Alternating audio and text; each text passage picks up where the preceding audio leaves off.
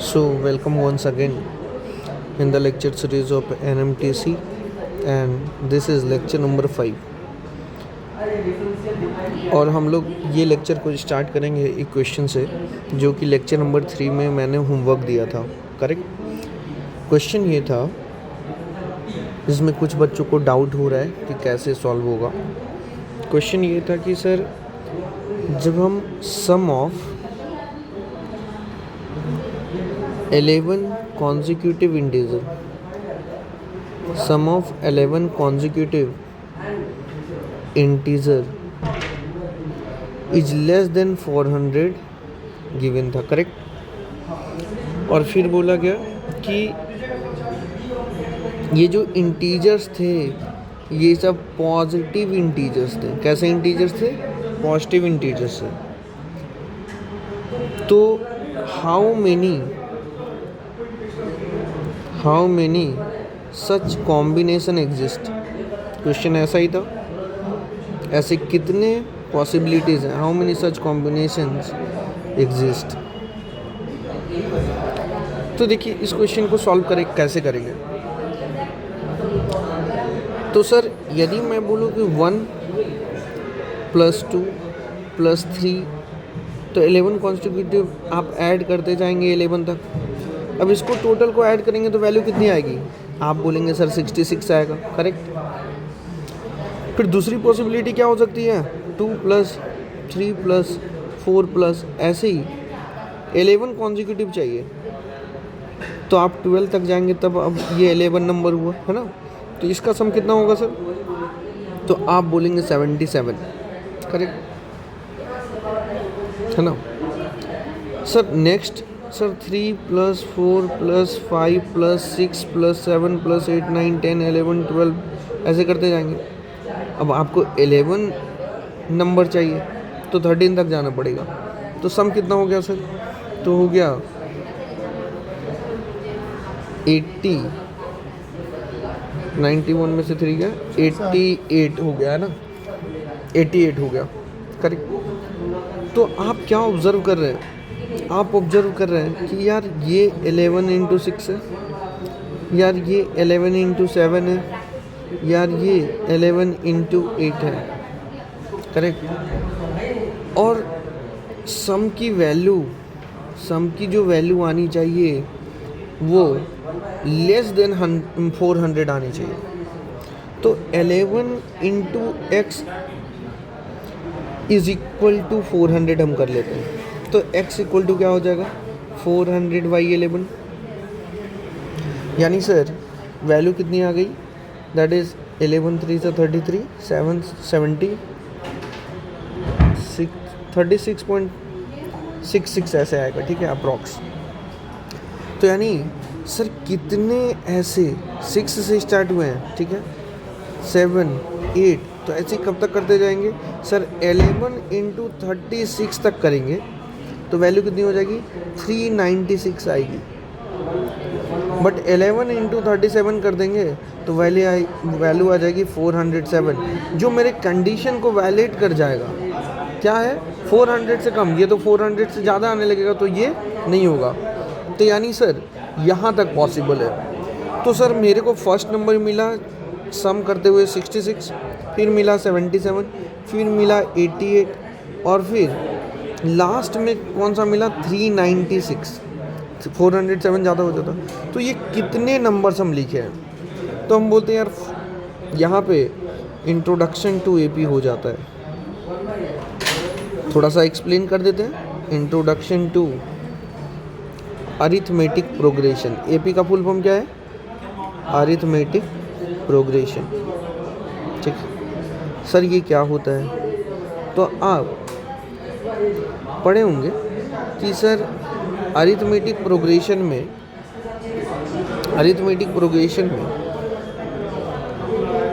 ये जो टर्म्स के बीच का डिफरेंस होता है वो कॉमन होता है। तो जब आप ध्यान से देखेंगे तो इन दोनों के बीच का डिफरेंस कितना है? 11। इन दोनों के बीच का डिफरेंस कितना है? 11। कॉमन डिफरेंस है, यानी सर डी की वैल्यू आ गई 11। फर्स्ट वाले टर्म को बोलते हैं ए की वैल्यू है 66 और इस वाले टर्म को बोलते हैं एल लास्ट टर्म, या फिर टी एन भी बोल सकते हैं। तो टी एन की वैल्यू है 396 और टी एन इक्वल टू एक फार्मूला होता है एपी में A plus N minus one into D. ठीक है, तो सर टी एन की जगह 396 रख दिए, ए की जगह 66 रख दिए और n माइनस वन डी की जगह 11 रख दिए। तो ये कितना हो गया, थोड़ा सा सॉल्व करिए। 396 minus 66 is equal to n minus one into 11, ये वैल्यू हो गई 330 is equal to n minus one into 11। तो ये आ गया 330 by 11 is equal to n minus one. ये इम्प्लाई क्या किया, 30 is equal to n minus one. It means sir n is equal to 31, है ना। तो टोटल नंबर ऑफ टर्म्स कितने थे सर, 31 टर्म थे टोटल नंबर। तो मेरे से ये तो पूछा क्या था, how many such combination exist, तो आंसर क्या आ जाएगा 31। 2-3 बार आप देखिए, समझने की कोशिश करिए, और यदि समझ में ना आए तो फिर आप पूछ सकते हैं। ठीक है, तो यदि आप ध्यान से देखेंगे तो हम लोग लास्ट लेक्चर नंबर 4 जो था, लेक्चर नंबर 4 HCF LCM पे बेस्ड था, HCF और LCM पे बेस्ड था। ठीक है, और 2-3 क्वेश्चन हम लोग सॉल्व किए थे। तो हम लोग चलते हैं क्वेश्चन नंबर 3 पे। क्वेश्चन नंबर 3 में HCF गिवन है 2 नंबर का 18, ठीक है, और एक रिलेशन गिवन है LCM of AB plus number A plus number B की वैल्यू है 198। तो बोल रहा है कि फाइंड करिए नंबर क्या था और LCM भी क्या था बताइए।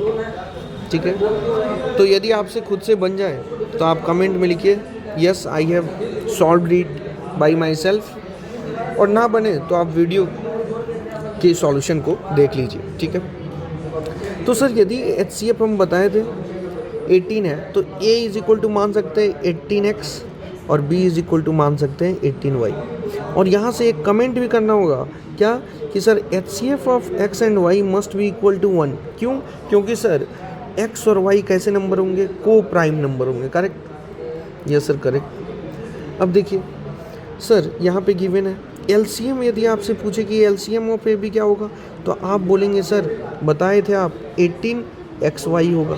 करेक्ट, तो देयरफॉर जब हम पुट कर देंगे इस वाले रिलेशन में तो क्या आएगा, 18xy plus 18x plus 18y is equal to 198। 18 common है तो यहाँ क्या बचा, xy plus x plus y is equal to 198। Cancel out कीजिए, 18 11 जा, तो क्या आया relation, xy plus x plus y is equal to 11 आया। करेक्ट। अब क्या है, यदि हम इसमें दोनों साइड 1 ऐड कर दें तो xy plus x plus y plus 1 is equal to 11 plus 1, that is value will become 12। Correct. अब इन दोनों में कुछ तो कॉमन है, x कॉमन है सर, तो यहाँ y प्लस 1 बच गया, और इन दोनों में 1 कॉमन है तो y प्लस 1 बच गया, इज इक्वल टू 12। यानी सर ये हो गया y plus 1 into x plus 1 is equal to 12। Correct. अब हम देखते हैं कि 12 को हम क्या क्या लिख सकते हैं, तो 12 can be written as 1 into 12 लिख सकते हैं सर, 3 इंटू 4 लिख सकते हैं सर, इससे पहले 2 इंटू 6 भी लिखा जा सकता था। Correct sir. अब देखते हैं क्या यदि हम y प्लस 1 की वैल्यू 1 ले लें तो x प्लस 1 की वैल्यू 12 होनी चाहिए, और जैसे ही y plus 1 is equal to 1 लिखेंगे तो y की वैल्यू 0 आ जाएगी, है ना। और हम पहले ही कमेंट कर चुके हैं कि HCF ऑफ x और y क्या होना चाहिए सर, 1 होना चाहिए। इस वजह से ये कॉम्बिनेशन एग्जिस्ट नहीं करेगा। नेक्स्ट वन सर, इफ़ मैं y प्लस 1 की वैल्यू 3 ले लूँ, है ना, तो x plus 1 is equal to 4 होना चाहिए। तो y की वैल्यू यहाँ से कितना आ गया 2, और यहाँ से x इज इक्वल टू आ गया 3। ठीक है, कोई दिक्कत नहीं। और 2 और 3 का HCF भी 1 है, ठीक है सर। नेक्स्ट y प्लस 1 की वैल्यू यदि मैं 2 लेता हूँ यहाँ और x प्लस 1 की वैल्यू यदि 6 लेता हूँ तो y की वैल्यू कितनी हो गई 1 और x की वैल्यू हो गई 5। ये भी सही है, 1 और 5 का HCF क्या आएगा 5 आएगा, नहीं 1 आएगा। तो ये भी कॉम्बिनेशन सही है और ये भी कॉम्बिनेशन सही है। अब देखिए आपको क्या चाहिए था सर, वैल्यू चाहिए ए बी और LCM की, ठीक है। तो जब आप देखिए, जब आप ये कॉम्बिनेशन मिला और एक ये कॉम्बिनेशन मिला,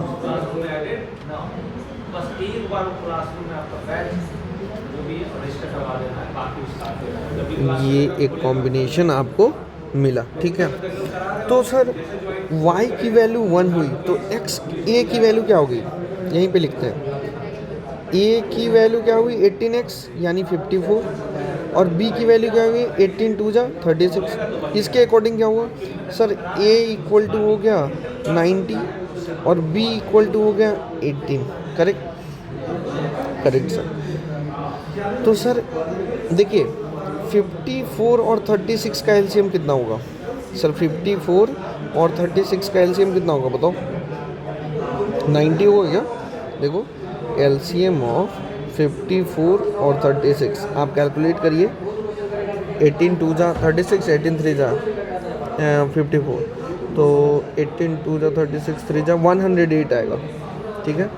और 90 और 8 का एलसीएम क्या होगा, एलसीएम ऑफ 90, 8 क्या होगा 19, 18 आया ना यार, 18 कितना होगा सर 90 आएगा, है ना। तो हमको चाहिए था ए और बी की वैल्यू, तो ए और बी की वैल्यू सर क्या क्या आई सर, ए की वैल्यू आई 54, बी की वैल्यू आई 36, तो एलसीएम की वैल्यू आ गई 108। फिर ए की वैल्यू 90 आई, बी की वैल्यू 18 आई, तो एलसीएम की वैल्यू आ गई 90, ठीक है। तो these are the two possibilities that we have get after solving the question. Okay, next question पे आप चलते हैं, क्वेश्चन नंबर 4 पे, ठीक है।